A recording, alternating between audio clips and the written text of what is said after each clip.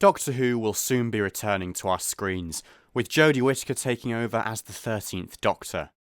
The casting of a female Doctor is probably the single biggest thing to happen to the show since the first generation, way back in 1966. So, what better time to look back at each of the Doctor's eras so far?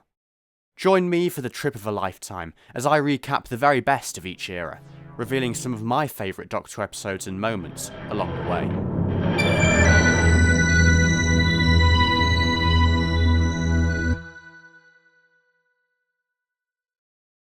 The 11th Doctor's era saw some of the biggest changes made to Doctor Who since the show returned in 2005. Stephen Moffat replaced Russell T Davies as showrunner and head writer, bringing with him a new Doctor, a new companion, a new TARDIS interior, a new sonic screwdriver, a new title sequence, and much, much more. As his new Doctor, Moffat cast unknown 26-year-old actor Matt Smith, the youngest actor to take on the role. Any qualms about him being too young to play the Doctor were soon dismissed, however, with Smith's nuanced performance capturing the Doctor's age and wisdom effortlessly, despite his youthful appearance. His professorial outfit, combining a tweed jacket and bow tie, blended young and old styles, as if this Doctor was an old man in the body of a young man, or vice versa. Smith's performance was also very physical. The 11th Doctor would often flap his hands up and down whilst talking, or play around with his sonic screwdriver in ways that previous Doctors hadn't really done. If I had to sum up this Doctor in just one word, I'd say quirky. He was young yet old, human yet alien. Overall, Smith's take on the role was probably one of the most varied to date. The 11th Doctor travelled with fewer companions than his immediate predecessor, with Amy and Rory staying on for over 2 series. The trio of the Doctor, Amy and Rory gave the show a family feel again, much like the TARDIS team to the first, second and fifth Doctors did. Clara Oswald was a rather different affair, being part of the series' story arc as well as being the Doctor's companion. It's worth noting that both Amy and Clara had a unique relationship with the Doctor. Amy first met him when she was a child, being the first face that the 11th Doctor saw, whilst Clara's past with the Doctor stretches back even further. She was there when he stole a TARDIS and escaped from Gallifrey, or an echo of her at least. There's something quite fairy tale about both of these characters compared to previous companions, which is representative of the more whimsical tone of the 11th Doctor's era. In addition to his companions, the 11th Doctor met and travelled with a number of other individuals. Whereas in the RTD era, recurring characters often came in the form of companions, friends and family members, Moffat's came from a wider range of backgrounds, with some hailing from different planets and time zones altogether. Riversong, Winston Churchill, the Paternoster Row Gang and Dorium all fall into this category, though Craig Owens, Brian Williams and Kate Stewart did all come from present-day Earth. Comprising 3 series, Series 5, 6 and 7, the 11th Doctor's run is unique for its grand-scale story arcs, with certain characters and plot strands reoccurring over multiple series. I have fond memories of watching this era as it was first broadcast, and being really excited by the mysteries Moffat teased us with. Who wasn't desperate to learn the truth about the crack in the wall, the Pandorica, Riversong, the Silence or Clara Oswald?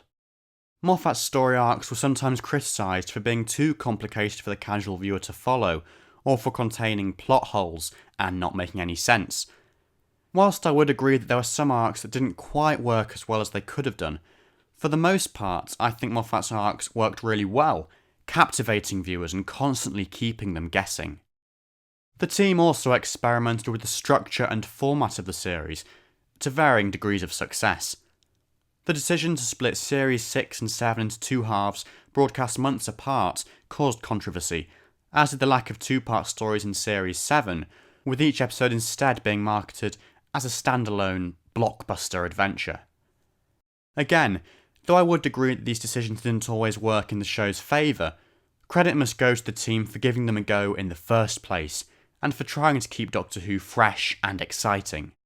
And no one can deny that by the end of this era, Doctor Who was precisely that. The simulcasting of the Day of the Doctor in 94 countries is testament to the show's worldwide success, whilst Christmas special The Time of the Doctor saw the conclusion of a 3-year-long story arc, and an explosive regeneration for the 11th Doctor. At the start of this era, Stephen Moffat was challenged with taking over from Russell T Davies, the showrunner that had brought Doctor Who back in 2005, whilst Matt Smith had the daunting task of taking over from one of the most successful Doctors in the form of David Tennant. Fortunately, Smith's bubbly 11th Doctor and Moffat's complex but compelling story arcs entertained and engaged viewers, even helping the show to grow a global audience. Always keeping things fresh by experimenting with story structure and style, the 11th Doctor's era was a more than worthy successor to the RTD era, and is a run fondly remembered by many fans. So which are my favourite stories from this era? The 11th Hour. Moffat's first story as showrunner acts as a perfect introduction to the 11th Doctor and his new companion. We're presented with a Doctor who is at his most vulnerable, having just regenerated and lost his TARDIS and sonic screwdriver. Matt Smith shines in the role from the word go, and Moffat's script really plays to his strengths, allowing us to get a good idea of what his Doctor is like. Karen Gillan is also great as Amy, a companion whose relationship with the Doctor is much more complicated than previous companions. Having a companion that first met the Doctor as a child, whose whole life has been influenced by him, is an ingenious move, and it's interesting to watch the relationship between the two characters develop over the course of the episode, until Amy eventually decides that she wants to travel with him again. It's a stunning season opener, and one of the best Doctor debuts the show has ever had. A Christmas Carol. The 11th Doctor's first festive outing is stylistically rather different to the specials that preceded it. In contrast to the Earth-based specials of the RTD era, A Christmas Carol is set in a far-off human colony, and the whole tone of the story is much more magical and whimsical, in keeping with the style of the 11th Doctor's first series. Moffat brings his trademark timey-wiminess to the table in this, his first Christmas special, delivering a clever script that riffs off the Dickens novel of the same name, only with added time travel, flying sharks, and Catherine Jenkins. It's the quintessential Doctor Who Christmas special for me. A heartwarming tale of love, loss, and redemption. The Rebel Flesh / The Almost People. This is a story that gets a lot of flack for reasons that I simply cannot understand. I loved it when it was first broadcast and still enjoy it to this day. It's a classic base under siege adventure, but with a twist. The enemy comes in the form of duplicates of the crew themselves. As a concept, I think the gangers are fascinating.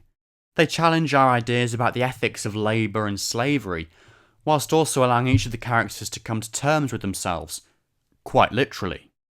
I'll admit that the plot drags a little bit in the second half, but overall the Ganger two-parter is a rollercoaster ride, with a fantastic monster concept, a creepy, claustrophobic setting, and one hell of an ending. The Crimson Horror. The Doctor goes to Yorkshire for this brilliant historical story. Mark Gatiss plays around with the structure of the episode to entice the viewer, at first presenting it as a Doctor Light story, or indeed a pilot for the Paternoster Row gang adventures. When the Doctor does show up, a good 15 minutes in, we then get a gorgeous, sepia-tinted flashback sequence, presented just like an old short film.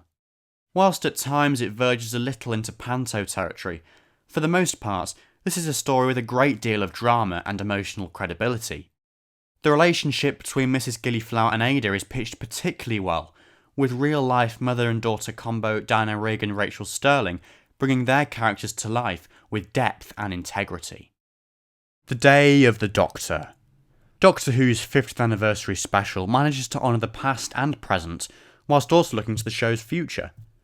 In essence, this is a story about the Doctor and the values that he stands for and represents. It uses the multi-Doctor story format perfectly, facing the Doctor with a challenge that he can only solve with the help of his other incarnations. All 13 of them. It's fitting that all the Doctors should team up to save Gallifrey, and the saving of Gallifrey itself takes the show in a new direction, setting up potential storylines for the future. I've not even mentioned the star turn from John Hurt as the War Doctor, a welcome return from David Tennant as the 10th Doctor, or the mysterious cameo from Tom Baker at the end. Overall, a spectacular anniversary special.